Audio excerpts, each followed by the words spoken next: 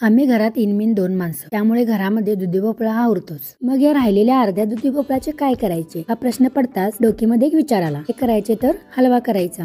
हा हलवा इतका छान झाला होता की अगदी खवा घातल्यासारखं लागत होता। आता हा हलवा बनवण्यासाठी सर्वप्रथम दुधी भोपळ्याची छान अशी साल काढून घेतली होती। साल काढून घेतल्यामुळे काय होतं तर थोडासा कडवटपणा कमी येतो। आता साल काढून घेतलेला भोपळा पटकन किसणीने किसून घेतला।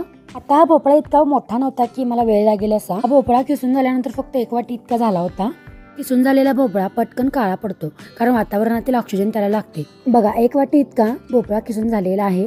आता किसून घेतलेला भोपळा आपण छान असा तुपामध्ये भाजून घेऊयात। त्यासाठी गॅस मंद आचेवर ठेवून देऊया आणि पॅन त्यावर ठेवूया। आता पॅन मध्ये 2 चमचाभर इतकं तूप टाकून घेऊया। जर तुम्हाला तुपाचे प्रमाण वाढवायचे असेल तर तुम्ही वाढवू शकता। तूप छान असं वितळल्यानंतर आता त्यामध्ये किसलेला दुधी भोपळा टाकून घेऊयात। किसलेला दुधी भोपळा तुपामध्ये छान असा भाजून घ्यायचा आहे। हे जवळजवळ 5 ते 7 मिनिटं भाजून घेऊयात। जोपर्यंत दुधी भोपळ्यातले पाणी जात नाही तोपर्यंत छान असं भाजून घ्यायचं आहे। दुधी भोपळा आरोग्यासाठी खूपच हेल्दी आहे, त्यामुळे ही रेसिपी पण खूपच हेल्दी आहे। रेसिपी करत असताना वाटत होते की ही रेसिपी बिघडेल की काय, पण अजिबात बिघडलेली नाही, उलट एकदम छान लागली। त्यामध्ये खवा घातल्यासारखं लागली होती। जवळजवळ 7 मिनिटे झालेली आहेत। आता यामध्ये आपण थोडंसं दूध घालून घेऊया। दुधाचे प्रमाण हे 1 वाटीभर इतकंच ठेवायचं आहे। तर सर्वप्रथम दूध घालायचे हेच कारण आहे की दूध यामध्ये घातल्यानंतर दूध फाटते आणि त्यामुळे त्याला एक वेगळाच टेक्स्चर येतो। पण हे दूध असे फाटून छान असं आटेल ना तसं हे खूपच छान लागतं आणि जवळजवळ 15 मिनिटे याला लागतात। चिमूटभर नमक ही त्यामध्ये टाकून घेतलेले आहे। त्यानंतर त्यामध्ये फ्लेवरसाठी थोडीशी इलायची पूड टाकून घेऊयात।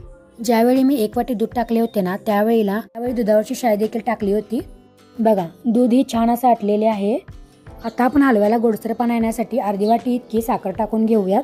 आता छान अशी साखर यामध्ये मिक्सअप करून घ्यायची आहे। जवळजवळ 1 ते 2 मिनिटं लागतात साखर विरघळण्यासाठी। यामध्ये दुधी भोपळ्याला हिरवा रंग येण्यासाठी आपण यामध्ये थोडासा फूड कलर टाकून घेऊयात। फूड कलर टाकल्यानंतर याला छान असं मिक्सअप करून घेऊयात।